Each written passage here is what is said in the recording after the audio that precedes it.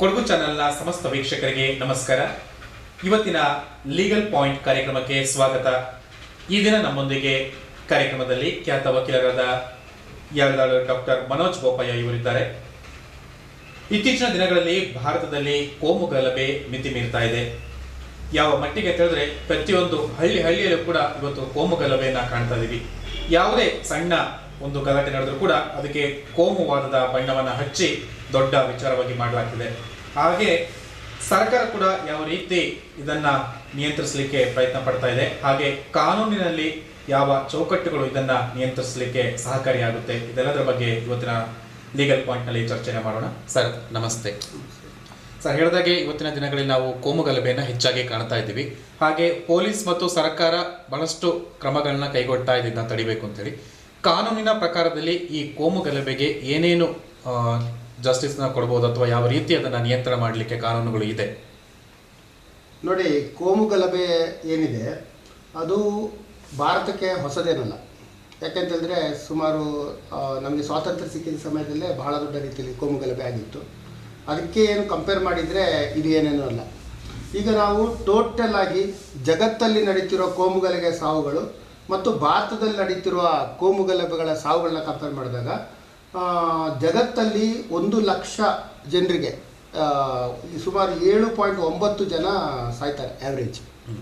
ಆದರೆ ಭಾರತದಲ್ಲಿ 1 ಲಕ್ಷ ಜನರಿಗೆ 0.01 ಜನ ಸಾಯ್ತಿರುವಂಥದ್ದು. ಅಂದರೆ 10 ಲಕ್ಷ ಜನರಿಗೆ ಒಬ್ಬರು ಕೋಮು ಗಲಭೆಯಲ್ಲಿ ಸಾಯ್ತಿರುವಂಥದ್ದು. ಅದೇ ಅಂತಾರಾಷ್ಟ್ರೀಯ ಮಟ್ಟದಲ್ಲಿ ಕಂಪೇರ್ ಮಾಡಿದಾಗ ಅದು 1 ಲಕ್ಷಕ್ಕೆ 7.9 ಜನ. ಅಂದರೆ ನೀವು ಯೋಚನೆ ಮಾಡ್ಬೋದು, ನಿಜವಾಗಿಯೂ ಭಾರತದಲ್ಲಿ ಕೋಮು ಗಲಭೆ ಅಂತ ಹೇಳುವ ಒಂದು ವಿಷಯ ಇಲ್ಲ. ಆದರೆ ಇವತ್ತು ಏನಾಗಿದೆ ಅಂತಂದರೆ ಅದು ಬಹಳ ಸಣ್ಣ ಪ್ರಮಾಣದಲ್ಲಿರುವಂಥದ್ದು. ಈ ಕೋಮು ಗಲಭೆಯ ಸಾವು ಏನಿದೆ ಅದು ಬಹಳ ಸಣ್ಣ ಪ್ರಮಾಣದಲ್ಲಿರೋದು. ಆದರೆ ಏನಾಗಿದೆ ಅಂತಂದರೆ ಇವತ್ತು ಈ ಏನು ಮಾಧ್ಯಮಗಳು ಏನುಂಟು, ಇದನ್ನು ಯಾವುದೇ ಒಂದು ಉದ್ದೇಶಕ್ಕೋಸ್ಕರ ಒಂದು ಸಾವಾಗಿದ್ದರೆ ಅದರ ಬಹಳ ದೊಡ್ಡದಾಗಿ ಬಿಂಬಿಸ್ತಾರೆ. ಮೊನ್ನೆ ನೀವು ತಿಳ್ಕೊಂಡಾಗೆ ಜಸ್ಟಿಸ್ ಎನ್ ವಿ ರಮಣ ಅವರು ಒಂದು ಜಡ್ಜ್ಮೆಂಟನ್ನು ಕೊಡ್ತಾರೆ, ಯಾವುದೋ ಒಂದು ಇದಕ್ಕೆ ಹೇಳಿಕೆಯನ್ನು ಕೊಡ್ತಾರೆ. ಆವಾಗ ಮಾಧ್ಯಮಗಳು ಇದರ ಬಗ್ಗೆ ಪ್ರತಿಕ್ರಿಯಿಸ್ತವೆ. ಅಂದರೆ ಒಂದು ಸುಪ್ರೀಂ ಕೋರ್ಟ್ ಜಡ್ಜ್ ಹೇಳಿದ ವಿಷಯಗಳಿಗೆ ಬಹಳ ದೊಡ್ಡದಾಗಿ ಪ್ರತಿಕ್ರಿಯಿಸ್ತವೆ.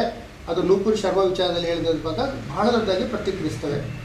ಹಾಗೆಯೇ ಈ ಬೇರೆ ಬೇರೆ ವಿಷಯಗಳನ್ನೆಲ್ಲ ಮಾಧ್ಯಮಗಳು ಅವರದೇ ಒಂದು ನಿಲುವನ್ನು ಪ್ರಕಟಿಸ್ತಾ ಉಂಟು. ಅದಕ್ಕೆ ನಾವು ಏನು ಹೇಳ್ತೇವೆ ಅಂತಂದರೆ ಕ್ಯಾಂಗರೂ ಕೋರ್ಟ್ಸ್ ಅಂತ.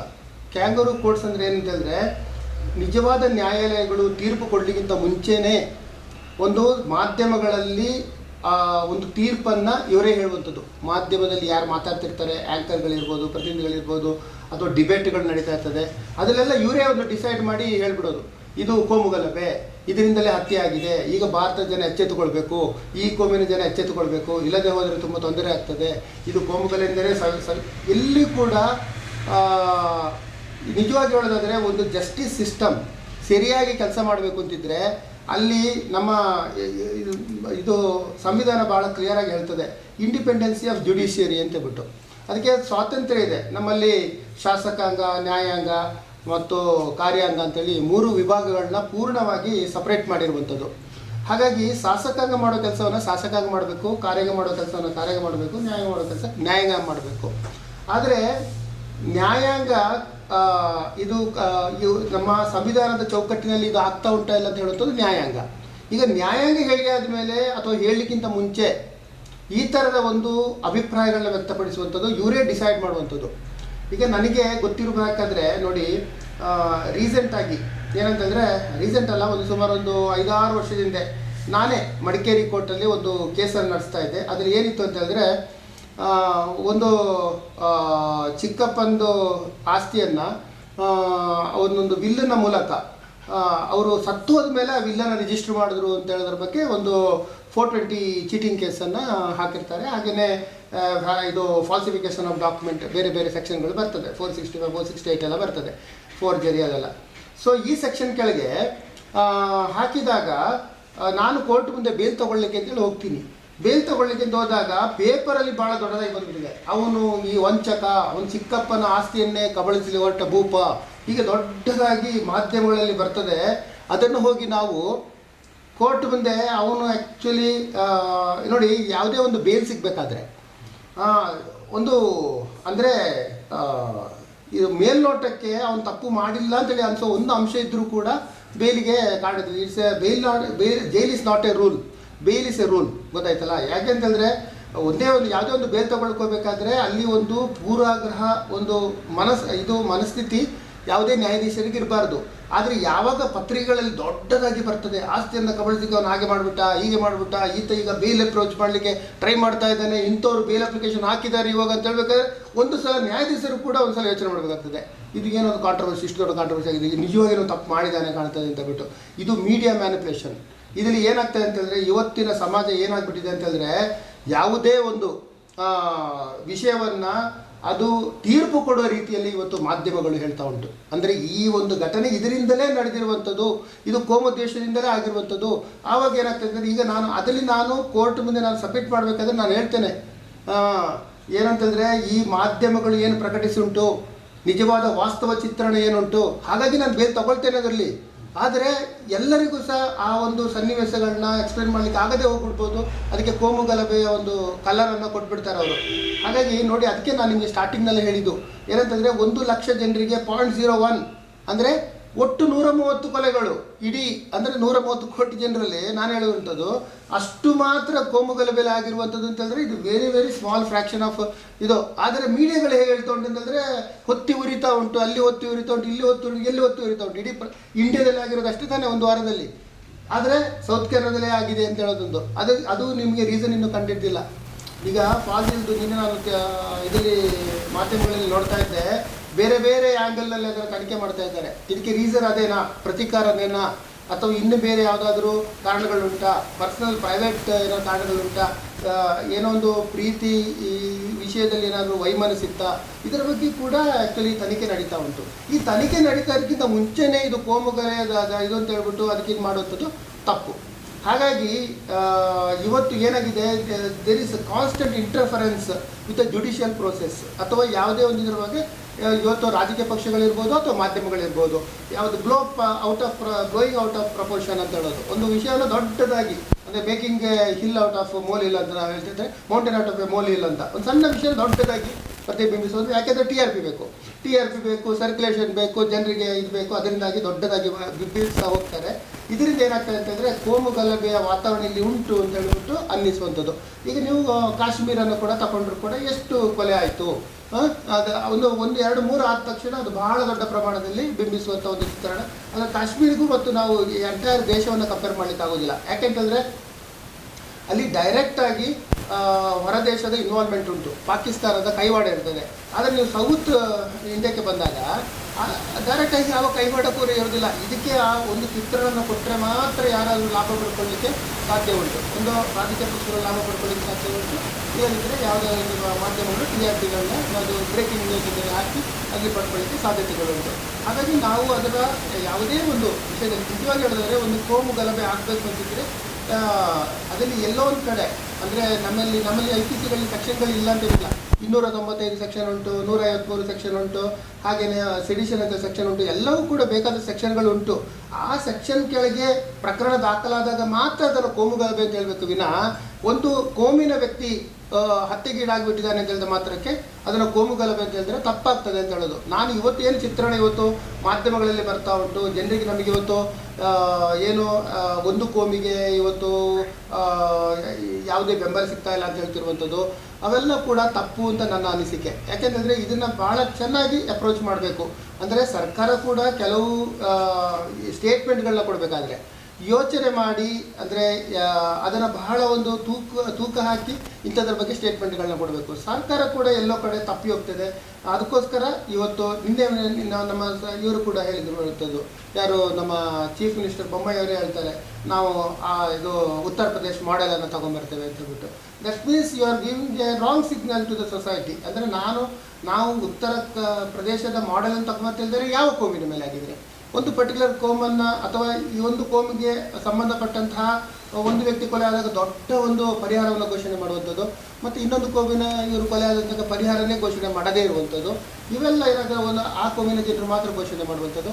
ಇವೆಲ್ಲ ಏನಂತಂದರೆ ಇವರು ಮಾಡ್ತಿರೋ ಪ್ರಯತ್ನ ಅಷ್ಟೇ, ಕೋಮು ಗಲಭೆಯನ್ನು ದೊಡ್ಡದು ಮಾಡಲಿಕ್ಕೆ ಮಾಡ್ತಿರೋ ಪ್ರಯತ್ನ ಅಂತೇಳಿ ನಾವು ತಿಳ್ಕೊಳ್ಬೇಕೇ ವಿನಃ ಇವು ನಿಜವಾಗಿಯೂ ಕೋಮು ಗಲಭೆ ಅಲ್ಲೇ ಅಲ್ಲ. ಅದೇ ನೀವು ನೋಡಿ ವೆಸ್ಟ್ ಬೆಂಗಾಲಲ್ಲಿ ಯಾವಾಗ ಪಾರ್ಟಿಷನ್ ಆಗುವಾಗ ಅಲ್ಲಿ ಎಷ್ಟೋ ಜನ ಸತ್ತೋದ್ರು, ಮುಂಬೈನಲ್ಲಿ 106 ಜನ ಸತ್ತೋಗ್ಬಿಟ್ರು, ಅದನ್ನು ಕೋಮು ಗಲಭೆ ಅಂತ ನಾವು ಹೇಳಬೇಕು. ಇಲ್ಲಿ ಎಲ್ಲೋ ಒಂದೊಂದು ಕಡೆ ಅಪರೂಪಕ್ಕೆ ಒಂದೊಂದು ಆದ ಇನ್ಸಿಡೆಂಟ್ಗಳನ್ನ ಜಸ್ಟ್ ಬಿಕಾಸ್ ಒಂದು ಕೋಮಿನ ವ್ಯಕ್ತಿ ಅಥವಾ ಒಂದು ಪಾರ್ಟಿಯಲ್ಲಿ ಒಂದು ಅಧಿಕಾರದಲ್ಲಿರುವಂಥ ವ್ಯಕ್ತಿ ಆಗಿದ್ದಂತಿದ್ರೆ ಅದನ್ನು ನಾವು ಅನ್ಲೆಸ್ ಅದು ಕರೆಕ್ಟ್ ಕನ್ಕ್ಲೂಷನ್ ತಗೊಳ್ಳದೇನೆ ಒಂದು ಎಲ್ಲೋ ಒಂದು ಕಡೆ ಕಡಿವಾಣ ಹಾಕದೆ ಹೋದರೆ ಇದು ಕೋಮು ಗಲಭೆ ಆಗಿ ಮುಂದಿನ ದಿನಗಳಲ್ಲಿ ಪರಿವರ್ತನೆ ಆಗ್ತದೆ. ಇಲ್ಲದಿದ್ದರೆ ಇದನ್ನು ಚೆನ್ನಾಗಿ ಆ್ಯಕ್ಚುಲಿ ತುಂಬ ಬ್ಯಾಲೆನ್ಸ್ಡ್ ಆಗಿ ಹ್ಯಾಂಡಲ್ ಮಾಡಿದ್ರೆ ಇದು ಕೋಮು ಗಲಭೆ ಆಗಿ ಕಂಟಿನ್ಯೂ ಆಗೋದಿಲ್ಲ. ಸರ್, ಈಗ ಹೇಗಾಗುತ್ತೆ ಅಂತ ನೀವು ಹೇಳಿದಾಗೆ ಕೋಮು ಗಲಭೆ ಇರೋದಿಲ್ಲ, ಆದರೆ ಯಾವುದೋ ಒಂದು ಸನ್ನಿವೇಶದಲ್ಲಿ ಅಥವಾ ಯಾವುದೋ ಒಂದು ಘಟನೆಯಿಂದ ಎರಡು ಕೋಮಿಗಳ ನಡುವೆ ಒಂದು ಘರ್ಷಣೆ ಉಂಟಾಗುತ್ತೆ. ಆಗ ಹೇಗಾಗುತ್ತೆ ಅಂತೇಳಿ ಯಾವುದಾದ್ರು ಒಂದು ಕೋಮಿನಿಂದ ಮತ್ತೊಂದು ಕೋಮಿಗೆ ಏನಾದರೂ ದೊಡ್ಡ ಮಟ್ಟದ ಹಾನಿ ಆದರೆ ಆ ಕೋಮಿನ ಯಾರು ಅದನ್ನು ಮುಖ್ಯಸ್ಥ ಇರ್ತಾರೆ ಅಥವಾ ಹಲ್ಲೆ ಮಾಡಿರ್ತಾರೋ ಅವರನ್ನು ಬಂಧಿಸ್ತಾರೆ. ಆದರೆ ಕೆಲವು ದಿನಗಳಲ್ಲಿ ಆತನಿಗೆ ಬೇಲ್ ಸಿಗುತ್ತೆ. ಅಂದರೆ ನೀವು ಹೇಳಿದಾಗ ಒಂದು ಸರ್ಕಾರ ಅವ್ರ ಪರ ಇರ್ಬೋದು ಅಥವಾ ಯಾವುದಾದ್ರು ಒಂದು ಪ್ರಭಾವಿಗಳಿಂದಾಗಿ ಆತ ಬೇಲಿಂದ ಹೊರಗೆ ಬರ್ತಾನೆ. ನಂತರ ಏನಾಗುತ್ತೆ ಅಂತೇಳಿ ಪ್ರತೀಕಾರಗಳಲ್ಲಿ ನಡೀತಾ ಹೋಗುತ್ತೆ. ಅಂದರೆ ಅವನು ಹೊರಗೆ ಬಂದಾಗ ಮತ್ತೆ ಅವನ ಪರವಾಗಿ ಯಾರನ್ನಾರು ಬೇರೆಯವ್ರಿಗೆ ಹಾನಿ ಮಾಡೋದು ಅಥವಾ ಅವನ್ನೇ ಟಾರ್ಗೆಟ್ ಮಾಡುವಂಥದ್ದು ಈ ರೀತಿ ಇರುತ್ತೆ. ಹಾಗಾಗಿ ಆ ರೀತಿ ಒಂದು ಯಾರು ಅಕ್ಯೂಸ್ಡ್ ಆಗಿರ್ತಾನೆ ಮೊದಲ ಬಾರಿಗೆ ಕೋಮಿಗೆ, ಅವನಿಗೊಂದು ಸೂಕ್ತ ರೀತಿಯಲ್ಲಿ ಒಂದು ಶಿಕ್ಷೆ ಕೊಟ್ಟಾಗ ಉಳಿದವರು ಅದರಿಂದ ಎಚ್ಚೆತ್ತುಕೊಳ್ಬಹುದಾ ಅಥವಾ ಅವನ ಸುಮ್ಮನೆ ಬೇಲಿಂದ ಬಿಟ್ಟಾಗ ಮತ್ತೆ ಅದನ್ನು ಹೆಚ್ಚು ಮಾಡುವಂಥ ಪ್ರಯತ್ನ ಆಗ್ತಿದೆಯಾ, ಹೇಗೆ? ನೋಡಿ,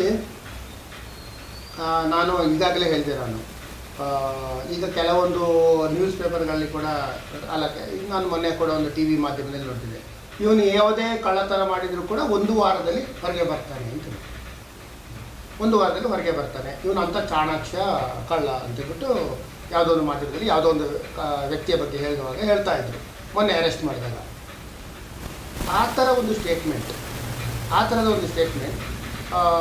ನಿಜವಾಗಿಯೂ ಆ್ಯಕ್ಚುಲಿ ಸಮಾಜಕ್ಕೆ ತುಂಬ ಒಂದು ತಪ್ಪು ಸಂದೇಶವನ್ನು ರವಾನಿಸುತ್ತದೆ. ಅಂದರೆ ನಮ್ಮ ನ್ಯಾಯಾಂಗ ವ್ಯವಸ್ಥೆ ಎಲ್ಲೋ ಒಂದು ಕಡೆ ಫೇಲ್ ಆಗಿಬಿಟ್ಟಿದೆಯಾ ಅಂತ ಹೇಳೋದು. ಅದಕ್ಕೋಸ್ಕರ ನಾನು ಹೇಳಿರೋದು, ಆ್ಯಕ್ಚುಲಿ ಯಾವುದೇ ಒಂದು ಕೇಸನ್ನು ರಿಜಿಸ್ಟರ್ ಮಾಡಬೇಕಾದ್ರೆ ಪೊಲೀಸ್ಗಳಿಗೆ ಕರೆಕ್ಟಾಗಿ ಅಲ್ಲಿ ನಾಲೆಜ್ ಇರಬೇಕು. ಇದು ನ್ಯಾಯಾಲಯದಿಂದ ಅವನು ಹೊರಗೆ ಬಂದುಬಿಡೋದಲ್ಲ. ಯಾವ ನ್ಯಾಯಾಲಯಗಳು ಕೂಡ ಅಷ್ಟು ಸುಲಭದಲ್ಲಿ ಹೋಗ್ಬಿಟ್ಟು ಒಂದು ಪ್ರಭಾವಿ ವ್ಯಕ್ತಿಯ ಮೇಲೆ ಪರಿಣಾಮ ಬೀರಲಿಕ್ಕೆ ಸಾಧ್ಯನೇ ಇಲ್ಲ. ಪ್ರಭಾವಿ ವ್ಯಕ್ತಿ ಬೀರ್ಬಿಟ್ಟು ಒಂದು ನ್ಯಾಯಾಲಯದ ಒಂದು ಆದೇಶವನ್ನು ಪಡ್ಕೊಳ್ಳಿಕ್ಕೆ ಸಾಧ್ಯ ಇಲ್ಲ. ಹೀಗಿರ್ಬೇಕಾದ್ರೆ ಫೇಲ್ ಆಗಿರೋದು ಎಲ್ಲಿ ಅಂತೇಳಿ ನೀವು ನೋಡಬೇಕು. ಫೇಲ್ ಆಗಿರೋದು ನಮ್ಮ ಪೊಲೀಸ್ ಇಲಾಖೆ. ನಾನು ಕಳೆದ ಒಂದು ಕಾರ್ಯಕ್ರಮದಲ್ಲಿ ಕೂಡ ನಿಮಗೆ ಹೇಳಿದೆ, ಪೊಲೀಸ್ ಇಲಾಖೆ ಯಾವುದೇ ಒಂದು ದೂರನ್ನು ಸ್ವೀಕರಿಸುವಾಗ ಅದರಲ್ಲಿ ಎಲ್ಲ ಅಂಶಗಳು ಒಳಗೊಂಡಿರಬೇಕು. ಅಂದರೆ ಒಂದು ಪರ್ಟಿಕ್ಯುಲರ್ ಒಂದು ಅಫೆನ್ಸನ್ನು ಒಂದು ಪ್ರೂವ್ ಮಾಡಬೇಕು ಅಂತಿದ್ರೆ ಆ ಅಫೆನ್ಸಿಗೆಲ್ಲಿ ಯಾವ ರೀತಿ ಅಫೆನ್ಸ್ ನಡೆದಿದೆ ಪ್ರತಿಯೊಂದು ಅಂಶಗಳು ಕೂಡ ಕರೆಕ್ಟಾಗಿ ತಗೊಂಡು ಸಾಕ್ಷಿಗಳನ್ನ ಕರೆಕ್ಟಾಗಿಯೇ ತಗೊಂಡು ಮಾಡಿದರೆ ಖಂಡಿತ ಅವರಿಗೆ ಇಮಿಡಿಯೇಟ್ ಬೇಲ್ ಸಿಗಲಿಕ್ಕೆ ಅವಕಾಶಗಳಿರೋದಿಲ್ಲ. ಇಲ್ಲಿ ಏನಾಗ್ತದೆ ಅಂತಂದರೆ ಎಲ್ಲರೂ ಗಲಾಟೆಯನ್ನು ಮಾಡ್ತಾರೆ, ಎಲ್ಲ ಕಡೆ ಮಾಡ್ತಾರೆ, ಅದು ಅವರಿಗೆ ಎನ್ಕೌಂಟರ್ ಮಾಡಬೇಕು ಅಂತ ಹೇಳ್ತಾರೆ, ಇದು ಮಾಡಬೇಕು ಅಂತ ಹೇಳ್ತಾರೆ. ಆದರೆ ಕರೆಕ್ಟಾಗಿ ಮಾಜರ್ ಮಾಡಿ ಅಂತ ಯಾರೂ ಹೇಳೋದಿಲ್ಲ. ಕರೆಕ್ಟಾಗಿ ಒಂದು ಕಂಪ್ಲೇಂಟನ್ನು ಬರೆದು ಕೊಡೋರು ಇಲ್ಲ ಅಂತ ನಾನು ಹೇಳೋದು. ಒಂದು ವ್ಯಕ್ತಿಗೆ ಒಂದು ಬೇಲ್ ಸಿಗಬಾರ್ದು ಅಂತೇಳಿ ಇದ್ದರೆ ಅವನು ಮಾಡಿದಂಥ ಒಂದು ಪ್ರತಿಯೊಂದು ನಡೆದ ಘಟನೆಯನ್ನು ಬಹಳ ಕ್ಲಿಯರಾಗಿ ಬರೆದು ಕೊಟ್ಟರೆ ಅವನಿಗೆ ತಪ್ಪಿಸ್ಕೊಳ್ಳೋಕ್ಕೆ ಅವಕಾಶನೇ ಇರೋದಿಲ್ಲ. ಅದಕ್ಕೆ ನಾನು ಲಾಸ್ಟ್ ಕಾರ್ಯಕ್ರಮದಲ್ಲಿ ಕೂಡ ಹೇಳಿದೆ. ನಾನು ನಿಮಗೆ ಏನು ಹೇಳಿದೆ ಅಂತ ಹೇಳಿದ್ರೆ, ನಮ್ಮ ಕಾನೂನು ವ್ಯವಸ್ಥೆನೇ ಹಾಗುಂಟು, ಒಂದು ನಿರಪರಾಧಿ ಕೂಡ ಶಿಕ್ಷೆ ಆಗಬಾರ್ದು ಅಂತ. ಹಾಗಾಗಿ ಈ ಪೊಲೀಸ್ ಇಲಾಖೆಯನ್ನು ನಾವು ಟ್ರೈನ್ ಮಾಡಬೇಕಾಗಿರೋದು, ಬೇರೆ ಯಾರನ್ನ ಟ್ರೈನ್ ಮಾಡಬೇಕಾಗಿಲ್ಲ. ಇದರಲ್ಲಿ ನಮ್ಮ ಇಂಟೆಲಿಜೆನ್ಸ್ ಫೇಲಿಯರ್ಸು. ಆಮೇಲೆ ನೋಡಿ, ಇವಾಗ ನಾನು ಇದರಲ್ಲಿ ಹೇಳ್ತೀನಿ, ಅವರು ಸ್ಟಾಕ್ ವಿಟ್ನೆಸಸ್ ಇಂದಲೇ ಇಟ್ಕೊಂಡಿರೋದು ಯಾರು ಪೊಲೀಸ್ಗಳೇ. ಅವ್ರದ್ದು ಏನು ಇಂಟೆನ್ಷನ್ ಅಂತ ಹೇಳಿದ್ರೆ ಅವ್ನಿಗೆ ಯಾವುದೇ ಕ್ರೈಮ್ ಆದರೂ ಅದೇ ವಿಟ್ನೆಸ್ಗಳನ್ನ ಹಾಕೊಂಡು ಹೋಗೋದು ಇವರು. ಹಾಗಾಗಿ ಏನಾಗ್ತದೆ ಅಂತಂದರೆ ಕೋರ್ಟ್ ಅದನ್ನು ಕೂಡ ಗಮನಿಸ್ತದೆ. ಒಬ್ಬರಿಗೆ ಬೇಲ್ ಕೊಡಬೇಕಾದ್ರೆ, ಬೇಲ್ ಕೊಡದೇ ಇರಬೇಕಾದ್ರೆ ಅಥವಾ ಇನ್ನೊಬ್ಬರಿಗೆ ಎಕ್ವಿಟಲ್ ಮಾಡಬೇಕಾದ್ರೂ ಕೂಡ ಇದು ಪೊಲೀಸ್ ವಿಟ್ನೆಸ್ ಅಂದರೆ ಸ್ಟಾಕ್ ವಿಟ್ನೆಸ್ಸಾ ಅಥವಾ ಇದು ರಿಯಲ್ ಐ ವಿಟ್ನೆಸ್ಸಾ, ಈ ಥರದೆಲ್ಲ ಅಂಶಗಳಲ್ಲಿ ಪರಿಗಣನೆಗೆ ಬರ್ತದೆ. ಅಲ್ಲಿ ಏನಾಗ್ತದೆ ಅಂತಂದರೆ ನಮ್ಮ ಪೊಲೀಸ್ ಇಲಾಖೆಗೆ ಸಾಕಷ್ಟು ಇದರ ಬಗ್ಗೆ ಟ್ರೈನಿಂಗ್ ಇಲ್ಲ ಅಂತ ನನ್ನ ಅನಿಸಿಕೆ. ಇದನ್ನು ಹ್ಯಾಂಡಲ್ ಮಾಡಲಿಕ್ಕೆ ಮತ್ತು ಜವಾಬ್ದಾರಿತವಾಗಿ ಹ್ಯಾಂಡಲ್ ಮಾಡಲಿಕ್ಕೆ ಮತ್ತು ಒಂದು ಕಂಪ್ಲೇಂಟನ್ನು ಸ್ವೀಕರಿಸೋ ರೀತಿ ಅಥವಾ ಅವನಿಗೆ ನಾಲೆಜನ್ನು ಕಡಿಮೆ ಇದೆ ಅಂತ ಒಂದು ಕಂಪ್ಲೇಂಟ್, ಈಗ ಸುಮೋಟ ಕಂಪ್ಲೇಂಟ್ ಕೂಡ ತಗೊಳ್ಬೋದು ಪೊಲೀಸ್ ಸ್ಟೇಷನ್ಗಳು, ಅಥವಾ ಇನ್ನೊಬ್ಬ ಕಂಪ್ಲೇಂಟ್ ಕೊಡಬೇಕಾದ್ರೆ ಬೇಕಾಬಿಟ್ಟು ಒಂದು ಕಂಪ್ಲೇಂಟ್ ಕೊಡೋದಲ್ಲ. ಇಲ್ಲಿ ಹೋಗಿ ಪ್ರತಿಭಟನೆ ಧರಣಿ ಮಾಡೋ ಬದಲು ನಾನು ಹೇಳೋದಾದ್ರೆ ಒಂದು ಕರೆಕ್ಟಾಗಿ ಒಂದು ವ್ಯಕ್ತಿ ಅಪರಾಧ ಮಾಡಿದ್ದಾನೆ ಅಂತಿದ್ರೆ ಕರೆಕ್ಟ್ ಶಿಕ್ಷೆ ಆಗೋ ರೀತಿಯಲ್ಲಿ ಕಂಪ್ಲೇಂಟನ್ನು ಬರೀಬೇಕೆ ಜನ ಕಲ್ತ್ಕೊಳ್ಬೇಕು ಅಥವಾ ಅಂಥ ಒಂದು ಇದನ್ನ ಅವಕಾಶಗಳನ್ನ ಸರ್ಕಾರ ಕಲ್ಪಿಸಬೇಕು. ಯಾಕಂದರೆ ಈಗ ಏನೋ ಒಂದು ಪ್ರಕರಣ ಆಗ್ತದೆ, ಒಂದು ಲೇಮೆನ್ ಕೆನಾಟ್ ರೈಟ್ ನಾನು ಹೇಳಿದ ರೀತಿಯಲ್ಲಿ ಕಂಪ್ಲೇಂಟ್ ಬರಲಿಕ್ಕೆ ಆಗದೇ ಇರ್ಬೋದು. ಆದರೆ ಏನಂತಂದರೆ there are certain service provider, ಸಮಾಜ ಸೇವಕರು ಇರ್ತಾರೆ ಅಥವಾ ಕೆಲವು ಸಂಘ ಸಂಸ್ಥೆಗಳಿರ್ತವೆ ಇವರಿಗೆ ಅಂದರೆ ಸಹಾಯ ಮಾಡಲಿಕ್ಕೋಸ್ಕರ ಈ ಸಹಾಯವಾಣಿಗಳಿರ್ತವೆ. ಅವರ ಥ್ರೂ ಆ್ಯಕ್ಚುಲಿ ಕರೆಕ್ಟಾಗಿ ಒಂದು ಕಂಪ್ಲೇಂಟ್ ಒಂದು ಹೋಗುವಂಥ ವ್ಯವಸ್ಥೆಯನ್ನು ಸರ್ಕಾರ ಮಾಡಿದರೆ ಮಾತ್ರ ಒಂದು ವ್ಯಕ್ತಿಗೆ ಬೇಲ್ ಸಿಗೋದು ಕಷ್ಟ ಆಗ್ತದೆ, ಹಾಗೆಯೇ ಅವನು ಎಕ್ವಿಟಲ್ ಆಗೋದು ಕೂಡ ಕಷ್ಟ ಆಗ್ತದೆ. ಆವಾಗ ಏನಾಗ್ತದೆ ಅಂತಂದರೆ ಖಂಡಿತವಾಗಿಯೂ ಎಂಥ ಒಂದು ತಪ್ಪು ಮಾಡಿದರೆ ಶಿಕ್ಷೆ ಆಗ್ತದೆ, ಅವನು ಬೇಲ್ ತೊಗೊಳ್ಳಿಕ್ಕೆ ಕಷ್ಟ ಆಗ್ತದೆ ಅಂತ ಹೇಳುವಾಗ ಭಯದ ವಾತಾವರಣ ನಿರ್ಮಾಣ ಆಗ್ತದೆ. ಅದು ಬಿಟ್ಟು ಯಾರೋ ಇವರು ಇನ್ಫ್ಲುಯೆನ್ಸ್ ಮಾಡ್ತಾರೆ, ಯಾರಿಗೋ ಪ್ರಭಾವಿ ವ್ಯಕ್ತಿಗಳಿಂದಾಗಿ ಅವ್ರು ಹೊರಗೆ ಬರ್ತಿದ್ದಾರೆ ಅಂತಂದರೆ ಅದು ತಪ್ಪು ಅಂತ ನಾನು ಹೇಳೋದು. ಪ್ರಭಾವಿ ವ್ಯಕ್ತಿಗಳು ಯಾರ ಮೇಲೆ ಪ್ರಭಾವ ಬೀರ್ತದೆ ಅಂತಂದರೆ ಪೊಲೀಸ್ ಇಲಾಖೆ ಮೇಲೆ ಬೀರ್ತಾ ಉಂಟು. ಪೊಲೀಸ್ ಇಲಾಖೆ ಮೇಲೆ ಬೀರದಂಥ ಒಂದು ವಾತಾವರಣವನ್ನು ನಿರ್ಮಾಣ ಮಾಡಬೇಕು. ಇವತ್ತು ಏನಾಗಿದೆ ಅಂತಂದರೆ ಪೊಲೀಸ್ ಇಲಾಖೆಗೆ ಎಕ್ಸ್ಟ್ರಾ ಪವರ್ ಕೊಟ್ಟರು ಕೂಡ ಅವ್ರು ಮಿಸ್ಯೂಸ್ ಮಾಡ್ಕೊಳ್ತಾರೆ. ಪೊಲೀಸ್ ಇಲಾಖೆ ಕಡಿಮೆ ಪವರ್ ಕೊಟ್ಟರು ಕೂಡ ಅದು ನಮ್ಮ ಇದಕ್ಕೆ ಜನತೆಯನ್ನು ಕಾಪಾಡಲಿಕ್ಕೆ ಸಾಧ್ಯ ಇಲ್ಲ. ಇವತ್ತು ನನಗೆ ತಿಳಿದಿರೋ ಮಟ್ಟಿಗೆ ಪೊಲೀಸ್ ಬಂದರು ಅಂತ ಹೇಳ್ಬಿಟ್ಟು ಯಾರಿಗೂ ಸೆಕ್ಯೂರ್ಡ್ ಫೀಲಿಂಗ್ ಯಾರಿಗೂ ಬರುತ್ತಾ ಇಲ್ಲ. ಪೊಲೀಸ್ ಬಂದರು ಅಂತೇಳಿ ಆ್ಯಕ್ಚುಲಿ ಒಂದು ಸೆಕ್ಯೂರ್ಡ್ ಫೀಲಿಂಗ್ ಬರಬೇಕು ಒಂದು ಮನುಷ್ಯನಿಗೆ. ನನ್ನ ಮನೆ ಇವತ್ತು ಪೊಲೀಸ್ ಸ್ಟೇಷನ್ ಮುಂದೆ ಇದ್ರು ನನಗೇನು ಪೊಲೀಸರು ರಕ್ಷಣೆ ಕೊಡ್ತಾರೆ ಅಂತ ನನಗೆ ಯಾವ ಒಂದು ಇದಿಲ್ಲ.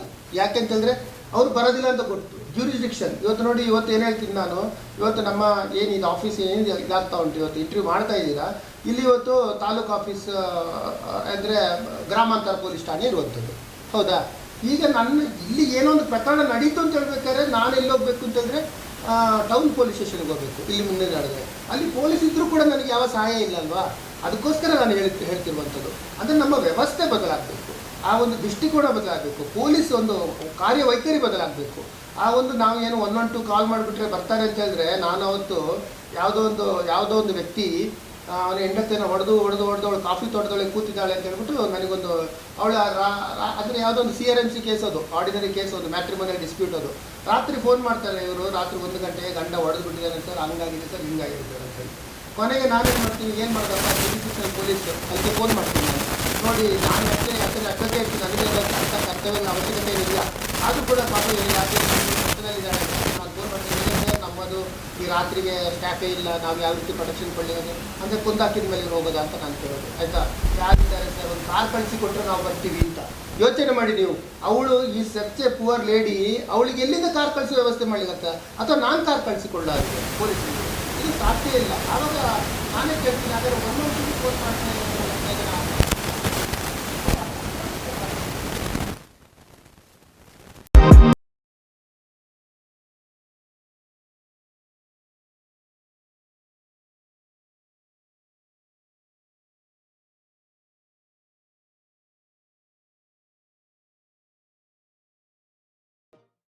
ರಸ ಹೀರುವ ಕೀಟಗಳ ಸಂಕುಲದ ಮೇಲೆ ಸಂಪೂರ್ಣ ನಿಯಂತ್ರಣಕ್ಕಾಗಿ ಸ್ವಾಲ್ ತಂದಿದೆ ಆಕ್ಸಲಿಸ್. ಆಕ್ಸಲಿಸ್ನಿಂದ ಸಿಗುತ್ತೆ ಬಹು ಆಯಾಮದ ನಿಯಂತ್ರಣ. ಹೂವು ಉದುರುವುದನ್ನು ತಡೆದು ಬೆಳೆಸುತ್ತದೆ ಹರಿದ್ವರ್ಣ. ಪ್ರಮಾಣ 160 ಗ್ರಾಂ ಪ್ರತಿ ಎಕರೆ. ಸ್ವಾಲ್ನ ಆಕ್ಸಲಿಸ್, ಸರಿಯಾದ ಸಿದ್ಧತೆ, ಇನ್ನಿಲ್ಲ ಚಿಂತೆ. ಸಾವಿರಾರು ಯುವಜನರ ಬದುಕನ್ನು ಸಾರ್ಥಕಗೊಳಿಸಿದ ಏಕೈಕ ವಿದ್ಯಾಸಂಸ್ಥೆ ಆಳ್ವಾಸ್ ಕಾಲೇಜ್. ಅತ್ಯುನ್ನತ ಶೈಕ್ಷಣಿಕ ಸಾಧನೆಗಳು, ಸಾಂಸ್ಕೃತಿಕ ಲೋಕದ ಹೆಜ್ಜೆ ಗುರುತುಗಳು, ಜಾಗತಿಕ ಮಟ್ಟದ ಕ್ರೀಡಾ ದಾಖಲೆಗಳು ಆಳ್ವಾಸ್ನ ಕೀರ್ತಿ ಶಿಖರದಲ್ಲಿದೆ. ಪ್ರತಿಯೊಬ್ಬರಿಗೂ ಉದ್ಯೋಗದ ಖಚಿತ ಭರವಸೆಯನ್ನು ಕೊಡುವ ಆಳ್ವಾಸ್ ಕಾಲೇಜಿಗೆ ಸೇರಿ ನಿಮ್ಮ ಭವಿಷ್ಯಕ್ಕೆ ಮುನ್ನುಡಿ ಬರೆಯಿರಿ.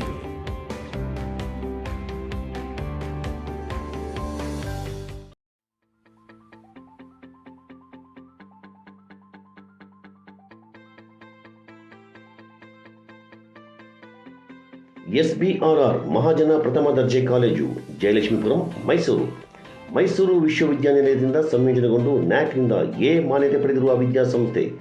ಶ್ರೇಷ್ಠತೆಯ ಸಾಮರ್ಥ್ಯವಿರುವ ಕಾಲೇಜು. 2022-23 ಶೈಕ್ಷಣಿಕ ವರ್ಷಕ್ಕೆ ರಾಷ್ಟ್ರೀಯ ಶಿಕ್ಷಣ ನೀತಿ 2020 ನಿಯಮಾನುಸಾರ BA, BBA, BCA ಹಾಗೂ BBA ಹೋಟೆಲ್ ಆ್ಯಂಡ್ ಹಾಸ್ಪಿಟಾಲಿಟಿ, ಹಾಗೂ ಏವಿಯೇಷನ್ ಮತ್ತು ಇಂಟರ್ನ್ಯಾಷನಲ್ ಟೂರಿಸಂ ಕೋರ್ಸ್ಗಳ ಜೊತೆಗೆ 30ಕ್ಕೂ ಅಧಿಕ ವ್ಯಾಲ್ಯೂ ಆಡೆಡ್ ಕೋರ್ಸ್ಗಳಿಗೆ ಪ್ರವೇಶ ಆರಂಭಗೊಂಡಿದೆ. ಜೊತೆಗೆ ವಿವಿಧ ಸ್ಪರ್ಧಾತ್ಮಕ ಪರೀಕ್ಷೆಗಳಿಗೆ ಮಾರ್ಗದರ್ಶನ ಮತ್ತು ತರಬೇತಿ ನೀಡಲಾಗುವುದು.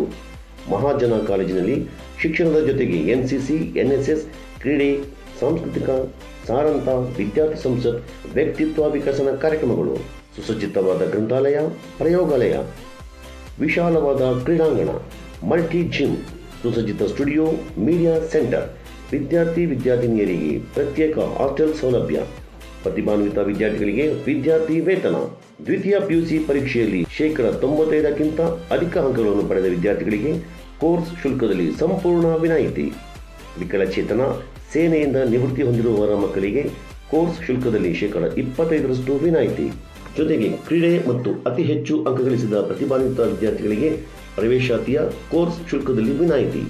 ವಿದ್ಯಾರ್ಥಿಗಳ ಉತ್ತಮ ಭವಿಷ್ಯಕ್ಕಾಗಿ ಸಂಪರ್ಕಿಸಿರಿ SBRR ಮಹಾಜನ ಪ್ರಥಮ ದರ್ಜೆ ಕಾಲೇಜು, ಜಯಲಕ್ಷ್ಮೀಪುರಂ, ಮೈಸೂರು. ಶ್ರೇಷ್ಠತೆಯ ಸಾಮರ್ಥ್ಯವಿರುವ ಕಾಲೇಜು. ರಸ ಹೀರುವ ಕೀಟಗಳ ದಾಳಿ ನಡೆದಾಗಲೆಲ್ಲ ರೈತರಿಗೆ 4 ಪಟ್ಟು ನಷ್ಟ ತಪ್ಪಿದ್ದಲ್ಲ. ಬೆಳವಣಿಗೆ ಹಂತದಲ್ಲಿಯೇ ದಾಳಿ ಮಾಡುವ ಈ ಕೀಟ ಎಲೆಗಳ ಕೆಳಗೆ ಆಸರೆ ಪಡೆಯುತ್ತದೆ. ಅಪಾಚೆಯ ಸರಿಯಾದ ಬಳಕೆಯ ಮೂಲಕ ಅತಿ ಬೆಳೆಯನ್ನು ಕಾಪಾಡುತ್ತದೆ, ಬಂಪರ್ ಇಳುವರಿ ನೀಡುತ್ತದೆ. UPL ಅವರ ಅಪಾಚೆ. ಉಜ್ವಲ ಭವಿಷ್ಯವನ್ನು ಉಜ್ವಲವಾಗಿ ಆರಂಭಿಸಿ.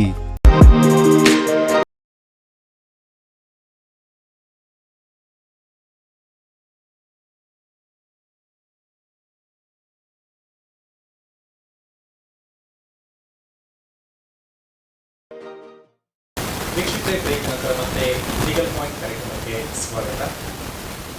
ಸರ್, ಈಗ ಕೋಮು ಗಲಭೆ ಹೇಗಾಗ್ತಿದೆ, ಯಾವ ರೀತಿಯಲ್ಲಿ ನಡೀತಿದೆ, ಮತ್ತು ನಿಜವಾದ ಕೋಮು ಗಲಭೆ ಏನು ಅಂತ ಇದ್ರ ಬಗ್ಗೆ ನಮಗೆ ಮಾಹಿತಿ ಆಗ್ತದೆ. ಈಗ ಆದರೂ ಕೂಡ ನಾವು ಭಾಳಷ್ಟು ಕಡೆ ನೋಡ್ತಾ ಇರ್ತೀವಿ. ಈಗ ಯಾವುದಾದ್ರು ಒಂದು ಕೋಮಿನ ಮೆರವಣಿಗೆ ಇರ್ಬೋದು, ಅದು ಇನ್ನೊಂದು ಕೋಮಿನ ಒಂದು ಪ್ರಾರ್ಥನಾ ಮಂದಿರದ ಮುಂದೆ ಹೋಗುತ್ತೀರಿ, ಅದನ್ನು ತುಂಬ ಆಡಂಬರದಿಂದ ಅಥವಾ ವೈಭವೀಕರಿಸಿಕೊಂಡು ಹೋಗ್ತಾರೆ. ಅಲ್ಲಿ ಕೂಡ ಒಂದು ಕೋಮು ಘರ್ಷಣೆಗೆ ಎಡೆ ಮಾಡಿಕೊಳ್ಳಲಾಗ್ತಾ ಇರುತ್ತೆ. ಮತ್ತು ಕೆಲವು ಕಡೆ ಎಷ್ಟು ಬೇಡತ್ತದು ಸೂಕ್ಷ್ಮ ಪ್ರದೇಶಗಳು, ಕೆಲವು ಕೋಮು ಸೂಕ್ಷ್ಮ ಪ್ರದೇಶಗಳು ಅಂತೇಳಿ ಕೂಡ ಗುರುತಿಸಿರ್ತಾರೆ. ಅಲ್ಲಿ ಪದೇ ಪದೇ ಕೋಮು ಘರ್ಷಣೆಗಳಾಗ್ತಿರುತ್ತೆ. ಸಣ್ಣ ವಿಷಯಕ್ಕೂ ಕೂಡ ದೊಡ್ಡ ಕೋಮಿನ ಬಣ್ಣವನ್ನೇ ತಗೊಂಡು ಹೋಗ್ತಾ ಇರುತ್ತೆ. ಹಾಗೆ ನೀವು ಹೇಳಿದ್ರಿ, ಒಂದು ಕಾನೂನಿನಲ್ಲಿ 295 ಬಾರಿ ಅಥವಾ 153 ಬಾರಿಗೆ ಒಂದು ಕೇಸ್ಗಳನ್ನ ಕೂಡ ಹಾಕಬಹುದು ಅಂತೇಳಿ. ಇದು ಎಷ್ಟರ ಮಟ್ಟಿಗೆ ಅವ್ರ ಮೇಲೆ ಪರಿಣಾಮ ಬೀರುತ್ತೆ. ಹಾಗೆ ಮತ್ತೆ ಕೆಲವರು ಹೇಳ್ತಾರೆ, ಈ ಥರ ಕೋಮು ಗಲಭೆಯನ್ನು ನಿಯಂತ್ರಿಸಬೇಕು ಅಂತಂದರೆ ಎನ್ಕೌಂಟರ್ನ ಮನೆಗೆ ಹೋಗಬೇಕಾಗುತ್ತೆ, ಅಂದರೆ ಮಾತ್ರ ಅವರು ಹೆದರ್ತಾರೆ ಅಂತ. ಈ ಎಲ್ಲ ಕಾನೂನುಗಳನ್ನ ಇದರಲ್ಲಿ ಅಳವಡಿಸ್ಕೋಬಹುದಾ? ಇದರಿಂದ ಈ ಕೋಮು ಗಲಭೆಯನ್ನು ನಿಯಂತ್ರಿಸಬಹುದಾ?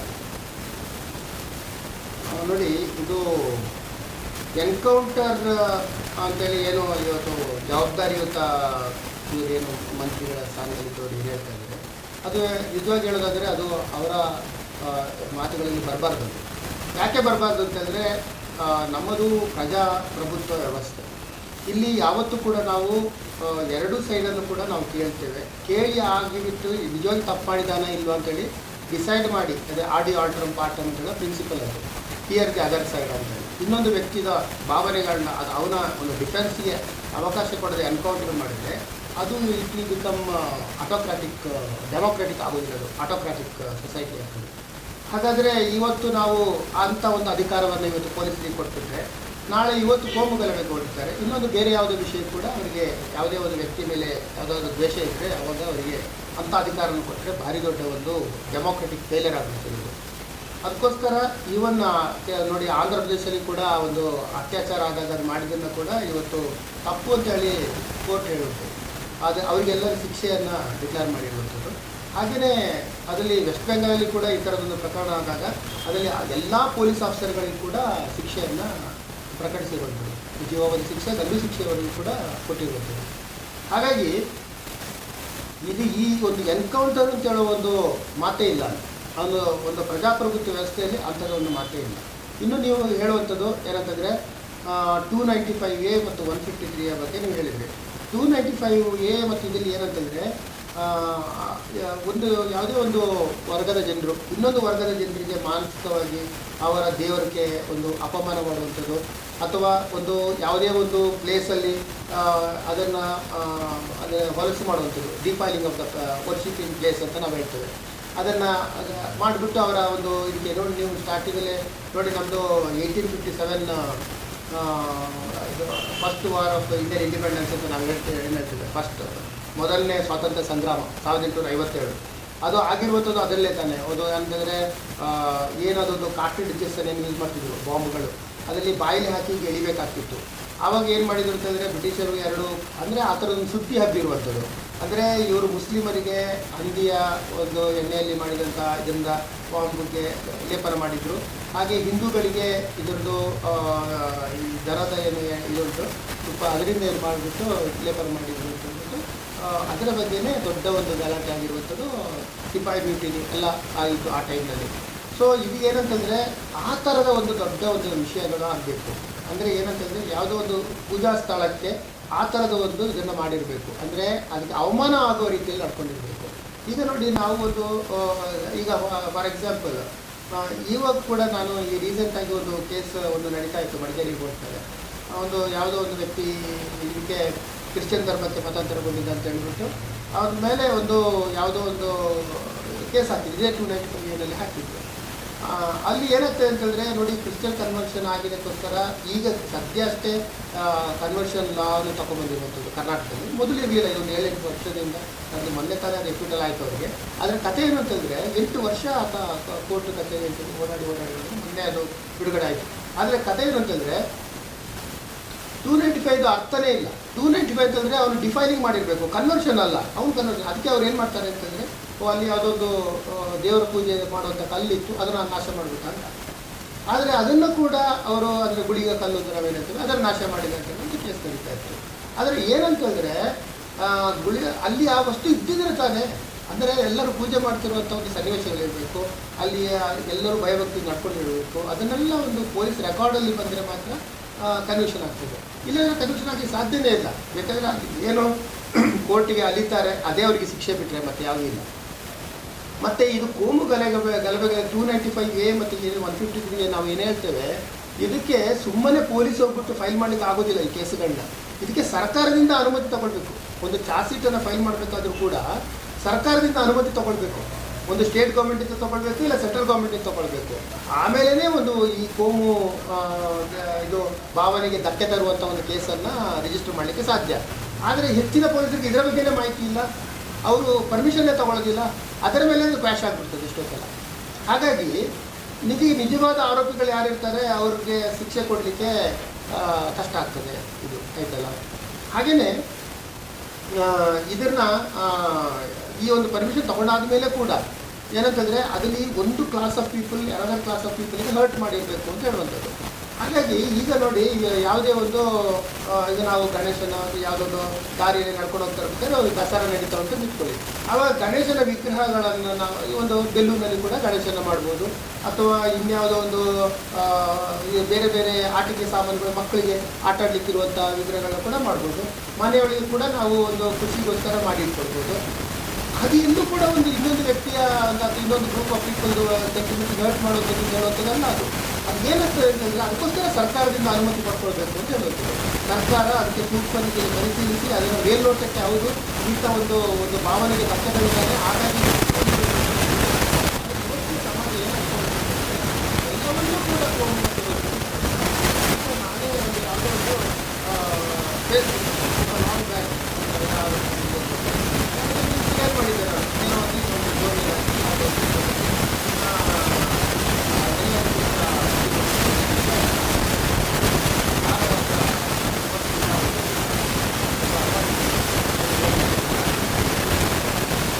ಕೊನೆಗೆ ಯಾವುದಪ್ಪ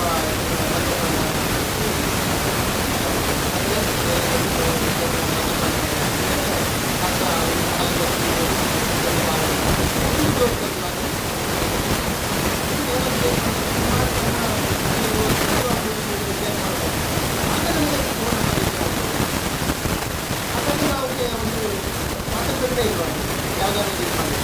ಹಾಗೆ ಅದಕ್ಕೋಸ್ಕರ ನಾನು ಯಾವುದನ್ನು ಕೂಡ ಈಗಿನ ಇವತ್ತು ನೀವು ಏನಾದರೂ ಒಂದು ಸ್ವಲ್ಪ ಏನಾದರೂ ಹಾಗಾಗಿ ಒಂದು ಇಲ್ಲ ಅದನ್ನು ಈ ಥರದ ಔಪಚಾರಿಕ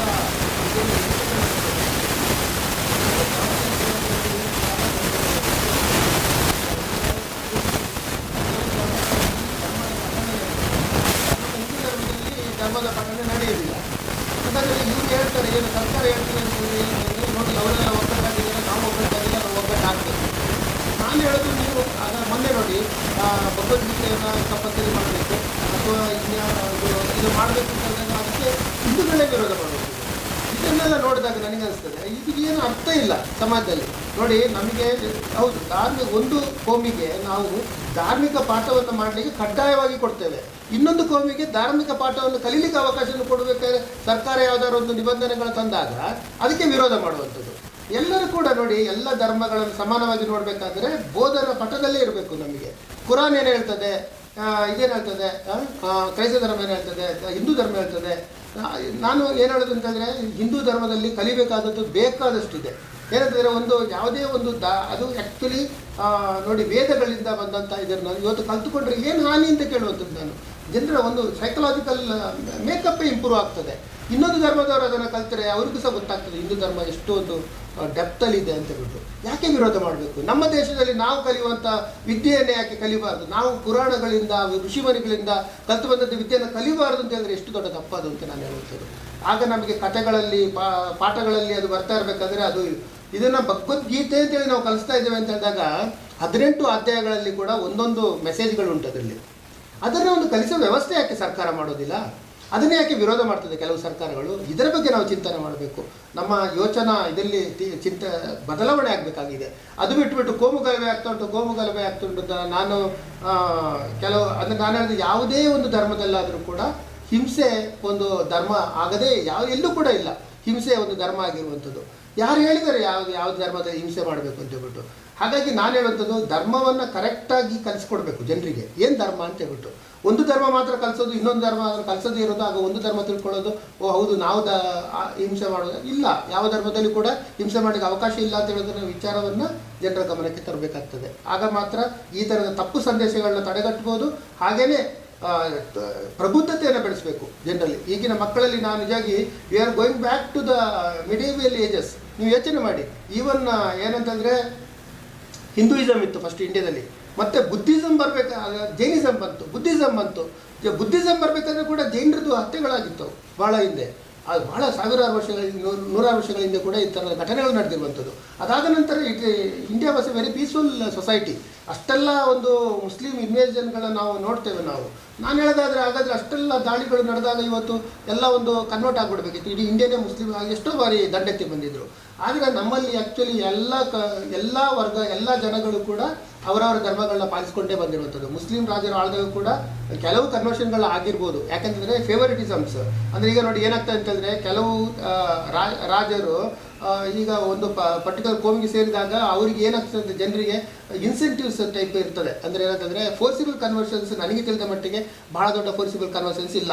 ನೋಡಿ, ಕೇರಳದಲ್ಲಿ ಒಂದು ಮಾತ್ರ ಮೋಪ್ಲಾಸ್ ಒಂದು ಶಿಫ್ಟಿಂಗ್ ಒಂದು ನಾವು ರೀಸೆಂಟಾಗಿ ನೋಡ್ಬೋದು. ಅದು ಬಿಟ್ಟರೆ ಮತ್ತೆ ದೊಡ್ಡ ಒಂದು ಫೋರ್ಸಿಬಲ್ ಕನ್ವರ್ಷನ್ಸ್ಗಳು ನಮಗೆ ಕಂಡು ಬರೋದಿಲ್ಲ ಭಾರತ ದೇಶದಲ್ಲಿ. 1948 ಇಸ್ವಿನಲ್ಲೂ ಕೂಡ ಸೌತ್ ಇಂಡಿಯಾದಲ್ಲಿ ಏನು ಗಲಾಟೆಗಳಾಗಿತ್ತು, ನಾರ್ತ್ ಇಂಡಿಯಾದಲ್ಲಿ ಏನಾಗ್ತಾರೆ ವಿಭಜನೆ ಮಾಡ್ತಾರೆ ವೆಸ್ಟ್ ಬೆಂಗಾಲನ್ನು. ಅರ್ಧ ಜನ ಹಿಂದೂಗಳು ಆ ಕಡೆ ಇರ್ತಾರೆ, ಅರ್ಧ ಜನ ಮುಸ್ಲಿಮ್ಗಳು ಈ ಕಡೆ ಇರ್ತಾರೆ. ಆವಾಗ ತಾನೇ ಪಾಕಿಸ್ತಾನ ಡಿವಿಷನ್ ಆಗೋದ ಕೂಡ ಈ ಗಲಾಟೆಗಳು ನಡೆಯುವಂಥದ್ದು. ಅದರಲ್ಲಿ ಏನಂತಂದರೆ ಯಾಕೆ ಇದು ನಡೀತದೆ ಅಂತಂದರೆ, ಬ್ರಿಟಿಷರಿಗೆ ಒಡೆದು ಆಳುವ ರಾಜಕೀಯ ನೀತಿ ಇತ್ತು, ಅದನ್ನು ಅವರು ಬೆಳೆಸಿದ್ರು. ಇಲ್ಲದಿದ್ದರೆ ಆ್ಯಕ್ಚುಲಿ ಹಿಂದೂಗಳಿಗಾಗಲಿ ಮುಸ್ಲಿಮ್ ಇವತ್ತು ನಾವು ನೋಡಿ ತಗೊಳ್ತೇವೆ, ನಾವು ಇವತ್ತು ಮಾಡೋ ದರ್ಗಕ್ಕೆ ಹೋಗ್ತೇವೆ, ಅಲ್ಲಿ ಹೋಗಿ ನೋಡಿ ಹಿಂದೂಗಳು ಎಷ್ಟು ಜನ ಅಲ್ಲಿ ಪೂಜೆ ಮಾಡ್ತಾ ಇರ್ತಾರೆ. ಎಷ್ಟೋ ಜನ ನಮ್ಮ ಹಿಂದೂ ದೇವಸ್ಥಾನಗಳಿಗೆ ಮುಸ್ಲಿಮ್ಗಳು ಬಂದುಬಿಟ್ಟು ಹರಕೆಗಳನ್ನ ಹಾಕ್ಕೊಳ್ತಾರೆ. ಸ್ಟ್ರಿಕ್ಟ್ಲಿ ಸ್ಪೀಕಿಂಗು ಏನಂತಂದರೆ ಇದು ಎಲ್ಲ ಕೂಡ ಕ್ರಿಯೇಟೆಡ್. ಏನಂತಂದರೆ ಈಗ ನಮಗೆ ಒಳ್ಳೇದಾಗ್ತದೆ ಅಂತೇಳಿದರೆ ಜನಗಳು ಎಲ್ಲವನ್ನೂ ನಂಬ್ತಾರೆ, ಆಯ್ತಲ್ಲ. ಹಾಗಾಗಿ ಒಂದು ಧರ್ಮದಿಂದನೇ ಒಬ್ಬರಿಗೆ ಒಳ್ಳೇದಾಗೋದು ಅಥವಾ ಕೆಟ್ಟದಾಗೋದು ಅಂತ ಹೇಳಿದ್ರೆ ಇವತ್ತು ಜಗತ್ತಲ್ಲಿ ಅಂಥ ರೆಕಾರ್ಡ್ಸ್ ಯಾವುದೂ ಕೂಡ ಇಲ್ಲ. ಇವತ್ತು ಕೆಲವು ಇದರ ಏನಂತಂದರೆ ಎಲ್ಲಿ ಚೇಂಜ್ ಮಾಡಬೇಕು ಅಂತಂದರೆ ಸರ್ಕಾರ ಇವತ್ತು ಹೇಟ್ ಸ್ಪೀಚಸ್ ಅಂತ ಹೇಳ್ತಾರೆ ನೋಡಿ. ಒಂದು ಭಾಷಣ ಮಾಡುವಾಗ ಅಲ್ಲಿ ಕಡಿವಾಣ ಹಾಕಬೇಕು. ಯಾರೋ ಒಬ್ಬರು ಮಾತಾಡ್ತಾರೆ, ಒಬ್ಬನು ನೂಪುರು ಶರ್ಮಾ ಮಾತಾಡೋದು ತಪ್ಪು, ಓವೈಸಿ ಮಾತಾಡೋದು ತಪ್ಪಾಗ್ತದೆ. ಅಥವಾ ಇವರು ಒಂದು ಧರ್ಮದ ಪರವಾಗಿ ಒಬ್ಬರು ಮಾತಾಡುವಂಥದ್ದು. ಇದರಲ್ಲಿ ನೋಡಿ ಇವತ್ತು ಕೆಲವು ಇದನ್ನು ನಾವು ಹೇಳ್ತೀವಿ, ನಾವು ಕೋಮು ಅಂತ ಏನು ಹೇಳ್ತಾರೆ ಆ್ಯಕ್ಚುಲಿ ಸೆನ್ಸಿಟಿವ್ ಏರಿಯಾಸ್ ಅಂತ ನಾವು ಹೇಳ್ತೀವಿ ಅಲ್ವಾ. ಸೂಕ್ಷ್ಮ ಪ್ರದೇಶಗಳು ಅಂತ ನಾವು ಹೇಳ್ತೀವಿ. ಯಾಕೆ ಅದು ಸೂಕ್ಷ್ಮ ಪ್ರದೇಶಗಳಾಗಂದರೆ ಅಲ್ಲಿದ್ದ ನಾಯಕರುಗಳು ಅವ್ರಿಗೆ ಯಾಕೆ ಅವಕಾಶ ಕೊಡಬೇಕು ಆ ಥರ ಭಾಷಣಗಳನ್ನ ಮಾಡಲಿಕ್ಕೆ? ಇವತ್ತು ನಾನು ಕೇಳ್ತಾ ಇರೋದು ಒಂದೇ ಕ್ವಶನ್ ಏನು ಅಂತಂದರೆ, ನಾವು ಇವತ್ತು ನೋಡಿ ವೋಟ್ ಹಾಕ್ತೀವಲ್ಲ, ವೋಟ್ ಹಾಕಬೇಕಾದ್ರೆ ನಮ್ಮಲ್ಲಿ ಆ್ಯಕ್ಚುಲಿ ನಾವು ಎಗೆ ಹಾಕ್ಬೋದು, ಬಿಗೆ ಹಾಕ್ಬೋದು, ಸಿಗೆ ಹಾಕ್ಬೋದು, ಡಿಗೆ ಹಾಕ್ಬೋದು, ಒಂದು ಕಾಲಮ್ ಅಂತ ಉಂಟು ತಾನೆ, ನನ್ ಆಫ್ ದ ಎಬವ್ ಅಂತೇಳಿ ನೋಟ. ಇವತ್ತು ನಾವು ಶಾಲೆಗೆ ಸೇರಿಸ್ಬೇಕಾದ್ರೆ ಮಕ್ಕಳನ್ನ ಇದೇ ನೋಟ ಯಾಕೆ ಯಾವ ಸರ್ಕಾರಕ್ಕೆ ಇಡ್ಲಿಕ್ಕೆ ಆಗ್ತಾ ಇಲ್ಲ? ನಾನು ಯಾವ ಜಾತಿಗೆ ಸೇರಿದವನಲ್ಲ ಅಂತ ಬರ್ಕೊಳ್ಳಿಕ್ಕೆ ಯಾಕೆ ಆಗ್ತಾ ಇಲ್ಲ ಇವರಿಗೆ? ಇವರು ಒಂದು ನಾವು ಯಾವ ಧರ್ಮಕ್ಕೆ ಸೇರಿದವನಲ್ಲ, ನನ್ ಆಫ್ ದ ಎಬವ್ ಅಂತೇಳಿ ಒಂದು ಟಿಕ್ ಮಾಡುವಂಥ ಒಂದು ಶಾಸನವನ್ನು ಇವರು ತರಲಿ ನೋಡುವ ಸರ್ಕಾರ ಯಾಕೆ ತರೋದಿಲ್ಲ? ಯಾಕೆ ತರೋದಿಲ್ಲ ಅಂತಂದರೆ ಇದೇ ರೀಸನ್ಗೆ. ಯಾಕೆಂದರೆ ಇವ್ರಿಗೆ ಜಾತಿ ಇರಲೇಬೇಕು, ಇವ್ರಿಗೆ ಧರ್ಮ ಇರಲೇಬೇಕು, ಆವಾಗ ಮಾತ್ರ ಇವರಿಗೆ ಓಟು ಬ್ಯಾಂಕು. ನಾನು ಹೇಳಿದೆ ನೋಟ, ನಾನು ಇವತ್ತು ಎಲ್ಲ ನೀವು ಭಾರತದ ಸರ್ಕಾರ ಅಥವಾ ಕರ್ನಾಟಕ ಸರ್ಕಾರ ಇವತ್ತು ನೋಟ ಅಂತೇಳಿ ಆಪ್ಷನ್ ಇಟ್ಟರೆ ಯಾವುದಕ್ಕೆ, ನಾವು ಯಾವುದೇ ಒಂದು ವಿದ್ಯಾಸಂಸ್ಥೆಗಳಿಗೆ ಸೇರಬೇಕಾದ್ರೆ, ಯಾವುದೇ ಉದ್ಯೋಗಕ್ಕೆ ಸೇರಬೇಕಾದ್ರೆ ನೋಡಿ, ನಾವು ಎಷ್ಟೋ ಜನರಿಗೆ ರಿಸರ್ವೇಷನ್ಗಳಿಲ್ಲ, ಎಷ್ಟೋ ಜನರಿಗೆ ರಿಸರ್ವೇಷನ್ ಉಂಟು. ನಾವು ಸಬ್ಸಿಡಿಯನ್ನು ಕ್ಯಾನ್ಸಲ್ ಮಾಡುವಾಗ ಸರ್ಕಾರ ಹೇಳಿತ್ತು, ನೀವು ಬೇಕಾದ್ರೆ ಬರ್ಕೊಳ್ಳಿ, ಯಾವುದೇ ನಮ್ಮ ಗ್ಯಾಸಿಗೆ ಸಬ್ಸಿಡಿಯನ್ನು ಕ್ಯಾನ್ಸಲ್ ಮಾಡ್ತಾರೆ, ನನಗೆ ಬೇಡ ಸಬ್ಸಿಡಿ ಇರುತ್ತೆ. ಹಾಗೆಯೇ ಒಂದು ಅವಕಾಶ ಕೊಡಿ ನಮಗೆ, ನಮ್ಮದೇ ಯಾವುದೇ ಜಾತಿಯನ್ನು ನಮಗೆ ಮೆನ್ಷನ್ ಮಾಡ್ಕೊಳ್ಳಿಕ್ಕೆ ಇಷ್ಟ ಇಲ್ಲ ಅಂತೇಳಿ ನಾವು ಸಂಘಟನೆ ನಮ್ಮ ಹೇಳ್ತಿದ್ರು. ಏನಂತಂದರೆ ಹಿಂದೂ ಅಂತ ಹೇಳ್ಕೊಂಡ್ರೆ ಸಾಕು, ಯಾಕೆ ಜಾತಿ ಹೇಳ್ಕೊಳ್ತೀನಿ ನಾನು ಇಂಡಿಯನ್ ಅಂತ ಹೇಳ್ಕೊಳ್ಳುವಂಥ ಒಂದು ಯಾಕೆ ನನಗೊಂದು ಆಪ್ಷನ್ ಯಾಕೆ ಕೊಡ್ಬಾರ್ದು? ಎಲ್ಲರಿಗಿಂತ ಯಾವ ಜಾತಿಯವರು ಬೇಕಾಗಿ, ಯಾವ ಧರ್ಮದವರು ಬೇಕಾಗಿದೆ ಅವರಿಗೆ ಒಂದು ಇಂಡಿಯನ್ ಅಂತೇಳಿ ಹಾಕೊಂಡ್ಬಿಟ್ರೆ ಅವರಿಗೆ ನನಗೆ ಯಾವ ರಿಸರ್ವೇಷನ್ ಬೇಡ ಬಿಡಿ, ನನಗೆ ಇವತ್ತು ನಾವು ದೇಶಕ್ಕೋಸ್ಕರ ನಾವು ದೇಶದ ಜನರು ಕೆಲವೊಂದು ಭಾವನೆಯನ್ನು ಕಟ್ಟಿದ್ದು ಸಾಕಾರಿ ಆಗ್ತದೆ ಅಂತ ನಾನು ಹೇಳಿದೆ. ಎಲ್ಲೂ ಕೂಡ ಸರ್ಕಾರ ದಿಟ್ಟ ಹೆಜ್ಜೆಗಳನ್ನ ಇಡ್ತಾ ಇಲ್ಲ. ಅದರಿಂದ ನಾನು ಸರ್ಕಾರ ಏನು ಮಾಡ್ತಾ ಇದೆ ಅಂತಂದರೆ, ಇವತ್ತು ನಾವು 21ನೇ ಸೆಂಚುರಿ 22ನೇ ಸೆಂಚುರಿ ಕಡೆ ಹೋಗ್ತಾ ಇರಬೇಕಾದ್ರೆ, ನಾವು ಇವತ್ತು ಬಾಯಾಟ ನೋಡ್ತಾ ಇರಬೇಕಾದ್ರೆ, ನಾವು ಇವತ್ತು ವರ್ಲ್ಡ್ ಎಷ್ಟು ಸಣ್ಣ ಪ್ಲೇಸ್ ಆಗ್ತಿರೋ ಸಂದರ್ಭದಲ್ಲಿ ನಾವು ಇವತ್ತು ಕೋಮು ವಿಷಯ ಬಗ್ಗೆ ಮಾತಾಡ್ತಿರುವಂಥದ್ದು ನೋಡಿ. ಇವತ್ತು ಏನಾದರೂ ಜಾಫ್ನಾದಲ್ಲಿ ಹೋರಾಡ್ತಿದೆ ನಮ್ಮ ಫೆಮಿಲಿಯನ್ಸ್ ಪ್ರವಾಸಗಳೆಲ್ಲ ಯಾರು ಇವತ್ತೇನು ಪರಿಸ್ಥಿತಿ ಆಗಿದೆ ಶ್ರೀಲಂಕಾದಲ್ಲಿ ನೀವು ನೋಡ್ಬೋದು. ಪೂರ್ಣ ದಮನ ಮಾಡಿ ಒಂದು ಯಾವುದೋ ಒಂದು ತಮ್ಮ ಹಕ್ಕುಗಳಿಗೋಸ್ಕರ ಫೆಮಿಲಿಯನ್ಸ್ ಹೋರಾಡಿದ್ರೆ ಪೂರ್ಣ ದಮನ ಮಾಡಿದ ಒಂದು ಕ್ರೆಡಿಟ್ ಯಾರಿಗೆ ಹೋಗಲಿಕ್ಕೆ ರಾಜಪಕ್ಷೆ ಏನಾಯಿತು? ಬರೀ ಒಂದು ಕೋಮು ತಳಿದವರಿಗೆ ನಾನು ಒಂದು ಇದನ್ನು ನಾನು ನಾಶ ಮಾಡಬೇಕು ಅಂತ ಇಟ್ಕೊಂಡಿದ್ದರೆ ಒಂದು ದೇಶವನ್ನೇ ನಾಶ ಮಾಡಿದ್ದೆ. ಯಾವ ಸ್ಥಿತಿಗೆ ಹೋಗ್ತಿದ್ದಾರೆ ನಾನು ಹೇಳೋದು ಅದನ್ನು ನಮ್ಮ ಎಜೆಂಡ ಆಗಿರಬಾರ್ದು. ಜಾಸ್ತಿ ಅಥವಾ ಕೋಮು ಎಜೆಂಡ ಆಗಿರಬಾರ್ದು. ನಮ್ಮ ಆರ್ಥಿಕ ಸುಭದ್ರತೆ ಅದು ಎಜೆಂಡ ಆಗಿರುತ್ತೆ. ಇವತ್ತು ನಾವು ದೇಶಕ್ಕೆ ಖುಷಿ ಬರಬೇಕು. ಅದರ ಇವತ್ತು ಡಾಲರ್ನಲ್ಲಿ ಚೆನ್ನಾಗಿ ಗಟ್ಟಿ ಆಗ್ತಾ ಉಂಟು, ಇವತ್ತು ಸೆಂಟೆಕ್ಸ್ ಏರ್ತಾ ಉಂಟು. ಇದರ ಬಗ್ಗೆ ಜನರು ಶಿಕ್ಷಣ ಮತ್ತು ಪ್ರಭುತ್ವತೆಯ ಜೊತೆಯಲ್ಲಿ ಬದುಕುವಂಥ ಪ್ರಯತ್ನವನ್ನು ಸರ್ಕಾರ ಮಾಡಿದರೆ ಖಂಡಿತ ಇಂಥ ಒಂದು ಕೋಮು ಗಲಾಟೆ ಇಂಥದ್ದೆಲ್ಲ ಹೆಡ್ಲೈನ್ಸ್ಗಳನ್ನ ನಮಗೆ ನೋಡ್ಲಿಕ್ಕೆ ಸಿಗೋದಿಲ್ಲ ಅಂತ ನಾನು ತಿಳ್ಕೊಳ್ತೇನೆ ಸರ್. ಹಾಗೆಯೇ ಕೊನೆಯದಾಗಿ ಅಂತ ಹೇಳಿದ್ರೆ, ಈಗ ನಾವು ನೋಡ್ತಾ ಇದ್ದೀವಿ, ಈಗ ಮಂಗಳೂರಲ್ಲಿ ಒಂದು ಘಟನೆ ಆಯಿತು ಅಥವಾ ಕೆಲವು ಕಡೆ ರೀತಿ ಕಂಡು ಬರ್ತದೆ. ಅಂದರೆ ಹಿಂದಿನ ಕಾಲದಲ್ಲಿ ಯಾರು ದೇವಸ್ಥಾನಗಳನ್ನು ಕಟ್ಟಿರುವಂಥದ್ದು, ಚರ್ಚೆ ಆಗುವಂಥದ್ದು, ಈ ಒಂದು ಸಂದರ್ಭದಲ್ಲಿ ಹೇಗೆ ಕಾರಣಾತ್ಮಕವಾಗಿ ಬರ್ತದೆ? ಈಗ ನಾವು ಎವ್ರಿ ಮಾಸ್ಕ್ ಅಂತೇಳಿ ಹೆಡ್ಲೈನ್ ಬಂದಿತ್ತು. ಅದು ನಿಜ. ಈಗ ನೋಡಿ, ಇದು ಹಿಂದೂ ರಾಷ್ಟ್ರ ಆಗಿದೆ, ಹಿಂದೂ ರಾಷ್ಟ್ರನೇ ಆಗಿದೆ. ಮತ್ತೆ ಬಂದಿರುವಂಥದ್ದು ಜೈನಿಸಮ್ ಇರ್ಬೋದು, ಬುದ್ಧಿಸಮ್ ಇರ್ಬೋದು, ಜೋರಾಷ್ಟ್ರನ್ ಇರ್ಬೋದು ಅಥವಾ ಕ್ರಿಶ್ಚಿಯಾನಿಟಿ ಇರ್ಬೋದು, ಎಲ್ಲವೂ ಕೂಡ ಮತ್ತೆ ಬಂದಿದೆ.